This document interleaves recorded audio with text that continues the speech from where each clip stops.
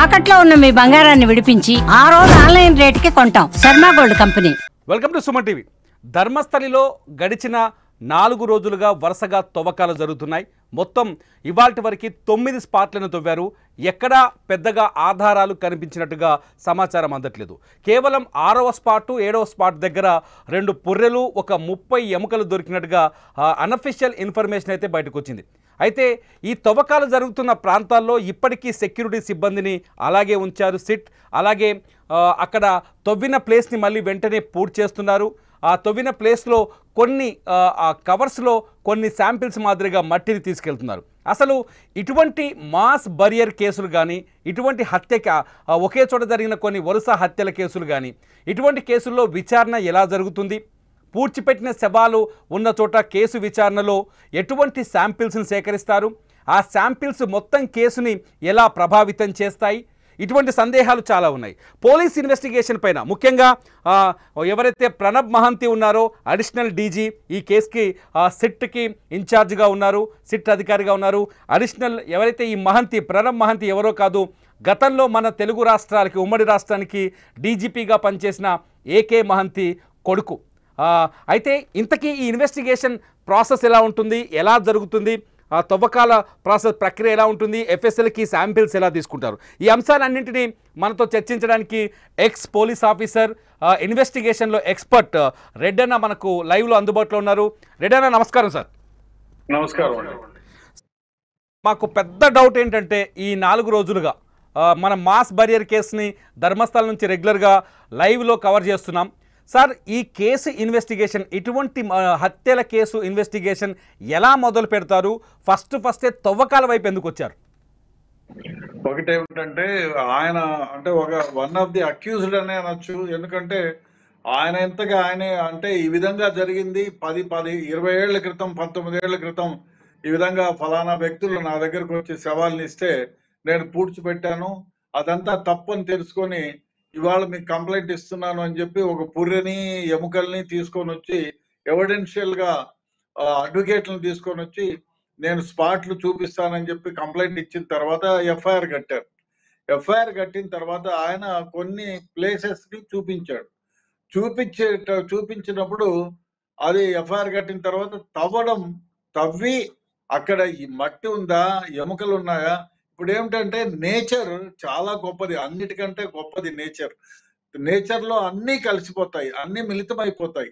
ఇప్పుడు ఒక్కొక్క దగ్గర క్షారాలు ఎక్కువ ఉంటాయి, కెమికల్స్ ఎక్కువ ఉంటాయి, ఒక్కొక్క దగ్గర తక్కువ ఉంటాయి.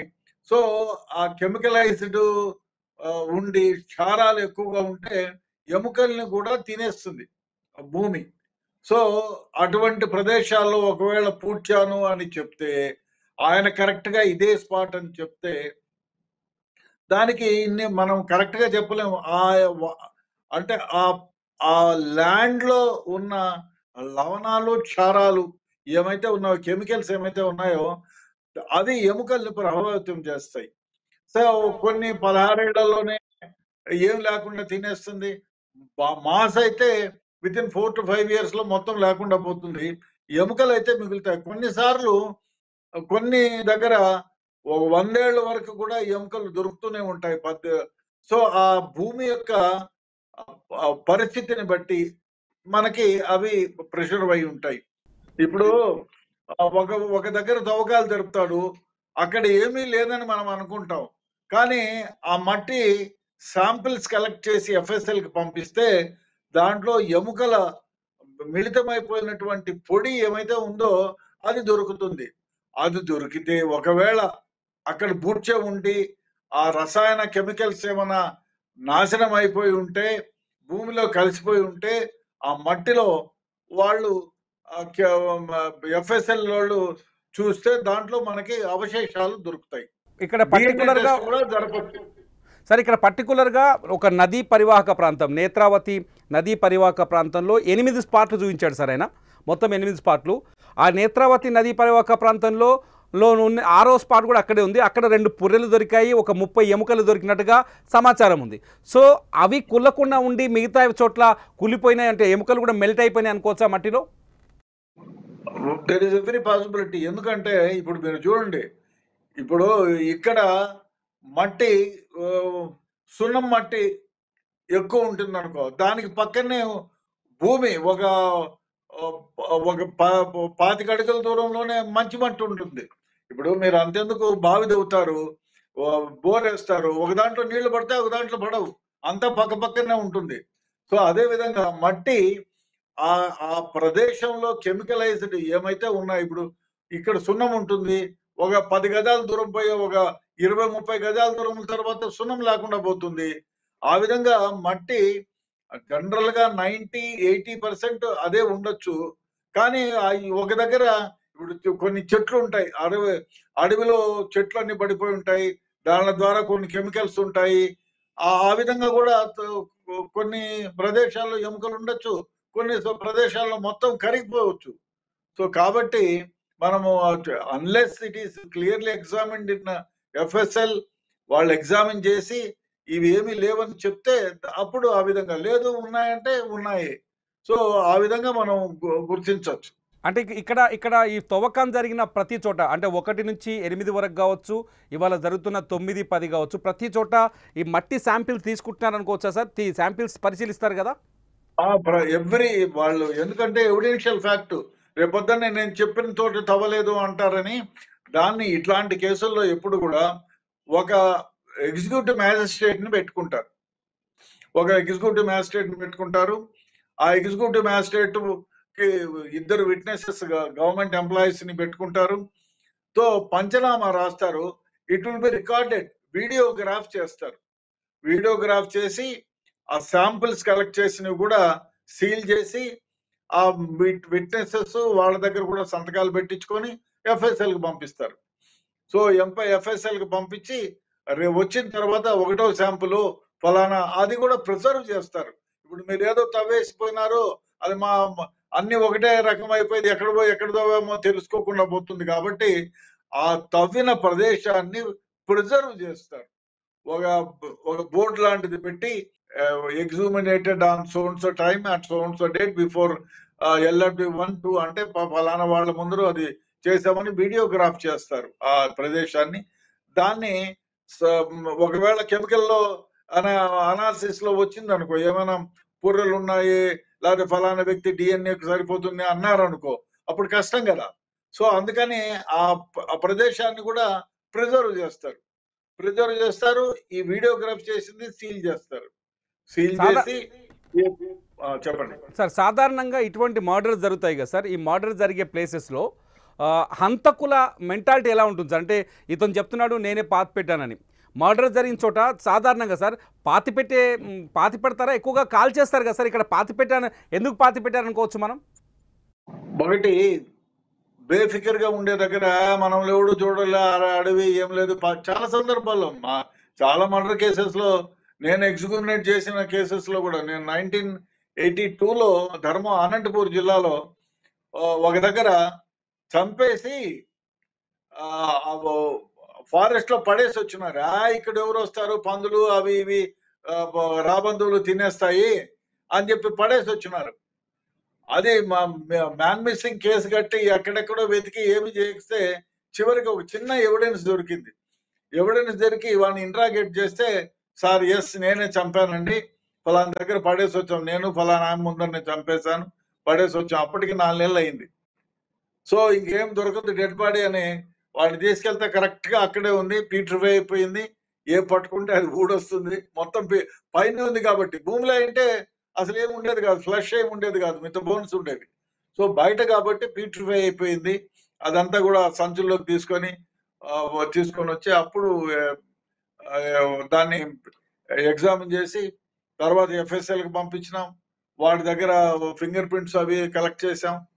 ఆయన కన్విక్షన్ వచ్చింది, 8 years కన్విక్షన్ వచ్చింది. ఇప్పుడు ఈ కేసులో ధర్మస్థల కేసులో 9 ప్లేసులు, అంటే 1 నుంచి 5 వరకు దొరికారు సార్, ఏం దొరకలేదు. 6-7 మధ్యలో పుర్రెలు ఎముకలు దొరికాయి. 8లో మళ్ళీ ఏమీ దొరకలేదు. 8వ స్పాట్లో 9లో కూడా ఇప్పుడు ఏమీ దొరకలేదు అనేది మనకున్న ఫిజికల్ ఎవిడెన్స్. అక్కడ మన కెమెరా రికార్డ్ చేస్తున్న విజువల్స్ బట్టి కానీ, అక్కడ మనకు బయటకు కనిపిస్తున్న సమాచారాన్ని బట్టి కానీ తెలుస్తుందంటే ఏమీ దొరకలేదని మనం అనుకుంటున్నాం. దొరికిందని కూడా అనుకోవచ్చా? సంథింగ్ దొరకవచ్చు ఇక్కడ అనుకోవచ్చా? మనకెట తెలుస్తుంది? అన్లెస్ నువ్వు ఇప్పుడు నువ్వు ఎక్కడో 50 అడుగులు 100 అడుగుల దూరంలో కెమెరా పెడితే దొరకలేదని ఎట్లా చెప్తావు? చెప్పలేము కదా. ఇప్పుడు ఇప్పుడు వాళ్ళు ఏం చేస్తారు, మొత్తం తీసుకోరు కదా, కొంచెమే తీసుకుంటారు. లేదు అంటే కొన్ని 10 ఎముకలు 20 ఎముకలు 2-3 పుర్రెలు దొరికినాయి అనుకో, అప్పుడు 4-5 భాగాల్ని తీసుకుంటారు. ఎందుకంటే DNA టెస్ట్ పంపించాలి కాబట్టి. కాబట్టి మనం చెప్పలేము దొరికాయా లేవా. ఎందుకంటే ఇన్వెస్టిగేషన్ ఇట్లాంటి కేసెస్ లో ఇన్వెస్టిగేషన్ ని గోప్యంగా ఉంచుతారు. ఎందుకంటే రేపు గోప్యంగా ఉంచకపోతే there is every possibility of, ఇప్పుడు ముద్దాయిలు పవర్ఫుల్ వ్యక్తులు అయితే ఏముంది దాంట్లో తీసుకుపోయి ఒక దగ్గర 20 ఒక దగ్గర 1 టన్ను కెమికల్స్ ఏదైనా వేసేసి సల్ఫ్యూరిక్ యాసిడ్ లాంటివి వేసేస్తే ఏం చేయలేం కదా. ఉండే DNA కూడా నాశనం అయిపోతుంది, చాలా కష్టం మళ్ళీ. కాబట్టి అవన్నీ కలెక్ట్ చేస్తారు, అది చెప్పరు కూడా, ఇన్ని దొరికాయి ఇన్ని దొరకలేదు అని చెప్పరు. చెప్తే there is every possibility of destroying the evidence అని చెప్పి జనరల్ గా ఇటువంటి కేసుల్లో చెప్పరు, చెప్పకుండానే ఉంటారు చాలా వరకు. ఇప్పుడు కంటిన్యూ అవుతుంది సార్. అంటే 10 అవుతున్నారు, 11, 12 అదే ప్లేస్లో ఉంది, 13 ఉంది, 14 కూడా 15 కూడా ఉన్నాయి. సో ఇది మొత్తం చివరి వరకు అతను చూపించిన 15 స్పాట్లు తవ్వుతారా ఇక్కడ? 100 ఉన్నా 100 దూవుతారు. లేకపోతే ఇప్పుడు ఆయన చెప్పిన దాని ప్రకారం 100 మంది ఏదో చెప్పాడు, నేను కొన్ని చూపిస్తానన్నాడు, కాబట్టి అన్ని తవ్వాల్సిందే కదా. అదే కాకుండా ఇంకోటి కూడా ఉంటుంది. ఇప్పుడు ఒకవేళ పుర్రె లేకపోతే ఎముకలు దొరికినాయి, FSL కి పంపిస్తే ఎన్నేళ్ల క్రితం చంపారు అనేది మనకు తెలిసిపోతుంది. ఒకటి ఏజ్ ఆఫ్, అంటే చనిపోయే నాటికి ఆ శవం యొక్క వయస్సు తెలిసిపోతుంది. అదే కాకుండా ఫిమేలా మేలా అని తెలిసిపోతుంది. సో ఎక్కడైనా ఇప్పుడు బలవంతం చేసింటారు, అమ్మాయి మెడ గిడో ఉంటే హైరాయిడ్ బోన్ ఫ్రాక్చర్ అయి ఉంటుంది, లేదు ఉరి తీసింటారు ఒకవేళ, లేదు ఎక్కడైనా పెల్విక్ బోన్ ఫ్రాక్చర్ అయి ఉంటుంది. ఇవన్నీ తెలిసిపోతాయి కదా. ఇతన్నే మళ్ళీ ఇంట్రాగేట్ చేస్తే ఇంకో విషయం కూడా దొరుకుతుంది. బట్ ఆయన ఇంత ముందుకు వచ్చాడు కాబట్టి there is every possibility of getting one more evidence. మీకు ఎవరిచ్చారో చెప్పండి, ఎప్పుడు ఏ టైంలో ఇచ్చారు, ఏం కథ అంటే 10 ఏళ్ళు 20 ఏళ్ళు అయినా పర్వాలేదు, ఆయన్ను శుద్ధంగా ఇంట్రాగేట్ చేస్తే నువ్వు ఎక్కడి నుంచి బాబు, ఏ టైంలో జరిగింది, ఎన్నేళ్ల క్రితము, అది తెలుసుకుంటుంది. అదే విధంగా ఎవరైనా FIR కట్టి ఉంటే మిస్సింగ్ కేసులు అయితే ఉంటాయి 20 ఏళ్ళు అయినా కూడా. DCB డిస్ట్రిక్ట్ క్రైమ్ బ్యూరో అని ఒకటి ఉంటుంది ప్రతి జిల్లాలోను, అక్కడ ఆ రికార్డు ఉంటుంది మిస్సింగ్ కేసులో. జనరల్ గా పోలీసు వాళ్ళు అందరూ ఏం చేస్తారంటే మిస్సింగ్ కేసు కడతారు. ఇప్పుడు ఈ రకంగా చూసుకుంటే గోల్డెన్ ట్రయాంగిల్ మన దగ్గర ఈస్ట్ గోదావరి, వెస్ట్ గోదావరి, మరి అదొకటి, తర్వాత కడప ఒకటి, నిజామాబాద్, ఆదిలాబాద్ ఉంది. ఈ 3 ఉమెన్ మిస్సింగ్ 30,000 మిస్సింగ్ కేసులు ఉన్నాయి ఈ 5 ఏళ్ళు 6 ఏళ్లలో. కాబట్టి అదే విధంగా అక్కడ మిస్సింగ్ కేసులు ఏమైతే FIR, ఇప్పుడు గుడికి పోయింటారు, మా అమ్మాయి ప్రసాదం కోసం పోయింది, ప్రసాదం తీసుకొస్తాను మీరు ఇక్కడే ఉండండి అని పోయింది, మళ్ళీ రాలేదని కంప్లైంట్ ఇస్తారు. ఒక రోజు చూస్తారు, 2 రోజులు వెతుకుతారు, సన్యాసంలో కలిసిపోయిందో ఏమైపోయిందో తెలియదని పోలీసు వాళ్ళు ఏమి చెప్పరు. వెతికాము, సీడీలు రాస్తారు, ఎతికాము, అక్కడ ఎతికాము, ఇక్కడ ఎతికాము, ఎక్కడా దొరకలేదు. వీళ్ళు మీరు లాస్ట్ లో పోయేటప్పుడు ఎట్లాంటి చీర కట్టుకుంది, ఎట్లాంటి డ్రెస్ వేసుకుంది, అవంతా పర్టికులర్స్ రాసి ఆ ఫోటో ఉంటే ఫోటో ఇస్తారు. ఈ అమ్మాయి కోసం వెతికాము, ఎక్కడా దొరకలేదు, శవం కూడా ఎక్కడా లేదు, ఆ పోలీసు వాళ్ళకి ఈ పోలీసు వాళ్ళకి చెప్పామని చెప్పి క్లోజ్ చేస్తారు జనరల్ గా. దొరకకపోతే ఏం చేస్తారు? ఇక్కడ ఇంకొక డౌట్ ఉంది సార్. ఇప్పుడు ఇటువంటి కేసు అంటే ఇతను చెప్పిన దాని ప్రకారం చూస్తే, ఎవరైతే పారిశుద్ధ్య కార్మికుడు చెప్తున్న దాని ప్రకారం చూస్తే, నేను చాలా శవాలని పూడ్చుకుంటూ వచ్చాను, 100 శవాలు అని చెప్తున్నారు కదా సార్. ఒకే చోట 2, 3, 4, 5 శవాలు పూడ్చుండొచ్చు ఒకవేళ, మనం అనుకుందాం ఒక ఎక్స్పెక్టేషన్. 4, 5 పులిస్తే ఒకవేళ ఈ తీసే శాంపిల్స్ నుంచి ఎముకలు మెల్ట్ అయిపోయి ఉంటాయి ఈ 4, 5, అవి కూడా వేరియేషన్ చేయొచ్చా సార్? అంటే ఎముకలు అన్ని మెల్ట్ అయిపోయి ఉంటే DNA టెస్ట్ లో కొంచెం కష్టమే, అయినా కూడా తీయవచ్చు. శాంపుల్ కలెక్ట్ చేయరు కదా, ఒక దగ్గర గుంపులో ఒక శాంపుల్ కలెక్ట్ చేయరు, 3-4 శాంపుల్స్ కలెక్ట్ చేస్తారు. సో కాబట్టి శవాన్ని ఒకదానిపైన ఒకటి పూడ్చిపెట్టరు కదా. చిన్న ముక్క దొరికినా చాలు, చిన్న ముక్క దొరికినా దాన్ని DNA టెస్ట్ చేస్తారు. ఆ DNAకి ఇంకొక చిన్న ముక్క DNAకి డిఫరెన్స్ ఉంటుంది. ఇద్దరు మనుషుల DNAలు సేమ్ గా ఉండవు. అది తల్లి కూతుర్లో, అది తండ్రి కొడుకో అట్లా సంబంధాలు ఉంటే తప్ప మామూలుగా రెండు ఒకళ్ళే ఉండవు. ఎస్ ఎస్ సార్, ఈ కేసులో మీకు ఏమనిపిస్తుంది సార్? ఒక ధర్మస్థలి కేసును రెగ్యులర్గా ఫాలో అవుతున్నారు కదా, ఈ కేసులో ఏమైనా ఎవిడెన్స్ దొరికే ఛాన్సెస్ ఉన్నాయనుకోవచ్చా? ఒకవేళ ఇప్పుడు ఇచ్చిన ఎఫ్ఎస్ఎల్ రిపోర్ట్స్ రావడానికి ఎంత టైం పట్టే అవకాశం ఉంది సార్? ఇప్పుడు ఎఫ్ఎస్ఎల్ రిపోర్ట్ చెప్పలేము, ఎందుకంటే ఇంకా పంపిస్తున్నారు, దీన్నంతా విశ్లేషణ చేయాలా ఎక్స్పర్ట్స్ 1కి 4 సార్లు, ఎందుకంటే చాలా సెన్సేషనల్ కేసు కాబట్టి మళ్ళీ రేపు పొద్దున్నే వాళ్ళు సుప్రీంకోర్టుకు పోవచ్చు, హైకోర్టుకు పోవచ్చు, ఇంకోటి చేయొచ్చు అనే ఉద్దేశంతో చాలా క్షుణ్ణంగా ఎగ్జామిన్ చేస్తారు. ఒకవేళ మా స్టేట్ ఎఫ్ఎస్ఎల్ లో వాళ్ళకి ఏమైనా అనుమానం వస్తే సెంట్రల్ ల్యాబొరేటరీస్ కి పంపిస్తారు. సో ఆ విధంగా పంపించి అన్ని, అందుకే మామూలుగా ఇట్లాంటి కేసుల్లో శాంపిల్స్ కి 3కు మామూలుగా తీసుకోవాలా, ఒకటి కోర్టుకు పంపించడానికి, ఒకటి ఎఫ్ఎస్ఎల్ కి, ఒకటి పోలీస్ స్టేషన్ లోని. ఇట్లా దానిలో కొన్ని సందర్భాల్లో 5 కూడా తీసుకుంటారు. 5 తీసుకొని 2 ప్రిజర్వ్ లో పెడతారు, 2 ఎఫ్ఎస్ఎల్ కి పంపిస్తారు, 1 కోర్టుకు పంపిస్తారు. ఆ విధంగా కూడా తీస్తారు. అంటే మనము అంటే ఆ ఎగ్జామినేషన్ థియరీని బట్టి మనకు తెలిసిపోతుంది ఎవరు ఎంతకాలం క్రితం జరిగింది, అదంతా కూడా వస్తుంది. బట్ టైం పడుతుంది, మేబీ 45 డేస్ పట్టచ్చు. హాఫ్ అంటే అదే పని మీద 24/7 ఉంటే 1 వీక్ లో కూడా ఇవ్వచ్చు. బట్ మిగతా కేసులు కూడా ఉంటాయి కదా, దీనివల్ల మిగతా కేసులు స్టేట్ మొత్తంలో ఒక 50-100 మర్డర్లు అయితే ఉంటాయి. అన్ని ఎఫ్ఎస్ఎల్ రిపోర్ట్లు కూడా ఇవ్వాలి కదా, మొత్తం దీనిపైన కూర్చొని స్టేట్ అంతా ఆపే చేయలేరు కదా, కాబట్టి it will take time. Sir, లాస్ట్గా ఒక క్వశ్చన్ అడగాలనుకుంటున్నాను. ప్రణబ్ మహాంతి గురించి ఏమైనా చెప్తారా సార్? ఎందుకంటే ఒక పవర్ఫుల్ పర్సనల్ గా వాళ్ళ నాన్న దగ్గర పనిచేశాను, వాళ్ళ ఆయన కమిషనర్ గా, నేను అసిస్టెంట్ కమిషనర్ గా పనిచేశాము. బట్ ఆయన Pranab Mahanti I don't know personally. మన దగ్గర ఉన్న మహంతి గారు, నేను 2007లో 8లో చార్మినార్ ఏసీపీగా పనిచేసేటప్పుడు వాళ్ళ నాన్నగారు నా కమిషనర్, వెరీ గుడ్ ఆఫీసర్. పిల్లలంతా కూడా, ఇక్కడున్న అబ్బాయి కూడా, ఇక్కడ కూడా మహంతి ఉన్నాడు, ఆయన కూడా very honest, very sincere, very ఇందుకు ఆ సిట్ లో ఉండే వాళ్ళందరి గురించి కూడా చదివాను. All are very eminent officers and honest the core, అది మాత్రం చెప్పగలను. ఆ డీజీ కూడా, డీజీ ఇన్ఛార్జ్ ఎవరైతే ఉన్నారో ఆయన ఆయనకి చాలా మంచి పేరు ఉంది, నాకు కొందరు డీజీలతో పరిచయం ఉంది. సో ఆయన ఈ suppose to be one of the best officer in India. So మన దగ్గర ప్రణబ్ మహంతి, అభిషేక్ మహంతి వాళ్ళ బ్రదర్, ఇద్దరు ఐపీఎస్ లే సార్? అవును, ఇద్దరు ఐపీఎస్. ఎస్ సార్, చూద్దాం సార్. ఫైనల్గా థ్యాంక్ యూ వెరీ మచ్. ఎందుకంటే ఈ కేసులో చాలా డౌట్స్ ఉన్నాయి సార్. చాలా ఎప్పటి నుంచి అంటే ఎందుకు తవ్వుతున్నారు, ఎందుకు పూర్తి చేస్తున్నారు, శవాలు కనిపించట్లేదు, అస్థిపంజరాలు దొరకట్లేదు, ఇటువంటి ప్రశ్నలు అనేకం ఉన్నాయి సార్. అయినా కూడా ఇప్పుడు ఒకటి అనుకోవాలి, ఇంతకాలం ఊరికే ఉండి ఈ రోజే ఎందుకు చెప్పినాడు? వాళ్ళకైతే గ్రెడ్జ్ లేదు, వాళ్ళ పైన కక్ష తీర్చుకునేటంతటి కెపాసిటీ ఉన్నవాడు కాదు. అది చెప్పినంత మాత్రం ఈయనకేం ఆస్తులు రావు. ఆయనలో ఆయన మార్పు వచ్చి ఏదో ఈ విధంగా జరగడం తప్పు అని భావించి తన ప్రాణాన్ని కూడా లెక్క చేయకుండా వచ్చి చెప్పాడంటే చాలా వరకు నిజం ఉంటుందనే నేను అనుకుంటున్నాను. మిగతా వాళ్ళు కూడా అదే విధంగా అనుకుంటున్నారు. ఎందుకంటే కొండతో ఎవరు ఢీకొంటారు? అబద్ధం చెప్పడానికి లేదు, ఎట్టి పరిస్థితుల్లో నిజమే చెప్పాలి. అదో అందువల్ల ఆయనకు ఆ నిజం చెప్పినంత మాత్రాన ఆయనకేమైనా ఒక 100 కోట్లు 200 కోట్లు వస్తాయని లేదు, పైగా ప్రాణహాని ఉంటుంది.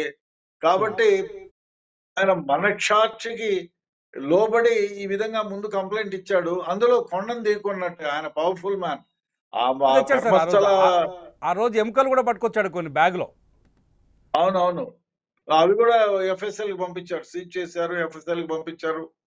కాబట్టి దొరుకుతుంది. ఎందుకంటే మన దగ్గర ఎంతమంది అయితే అమ్మాయిలు మిస్సింగ్ కేసులు ఉన్నాయో దానిని డిఎన్ఏని టెస్ట్ చేసి వాళ్ళ బంధువుల్ని పిలిపించేసి వాళ్ళ డిఎన్ఏలు తీసుకుంటే డెఫినెట్ గా 100 కాకపోయినా 10 బయటపడితే కూడా పెద్ద కేసే కదా. ఫైనల్ గా మిస్టరీ వీడుతుంది అనుకుంటున్నారా సార్? ఈ మిస్టరీ వీడే అవకాశాలు ఉన్నాయా పూర్తి స్థాయిలో? నాకైతే ఆ అబ్బాయి చెప్పిన కంప్లైంట్ ఎవరైతే ఉన్నారో విజిలర్, ఆయన చెప్పిన రీతి చూస్తే డెఫినెట్ గా there is every possibility of getting some more evidence తో పాటు కూడా డెడ్ బాడీస్ కూడా దొరుకుతాయేమో అని నా అభిప్రాయం. Yes sir, thank you so much sir, మీ విలువైన సమయాన్ని మా కోసం కేటాయించినందుకు. ఇది మొత్తానికి ఈ కేసుని తేలిగ్గా తీసుకోవడానికి వీల్లేదు, ఖచ్చితంగా ఎవిడెన్స్ కలెక్షన్ జరుగుతుందని చెప్తున్నారు రిటైర్డ్ పోలీస్ ఆఫీసర్ రెడ్డన్న. చూడాలి ఈ కేసులో ఫైనల్గా ఎటు మలుపు తిరుగుతుంది, ఎటువంటి ఎవిడెన్స్ దొరుకుతుందో ఈ కేసులో. చూస్తూనే ఉండండి ధర్మస్థలి అప్డేట్స్ కోసం సుమన్ టీవీ.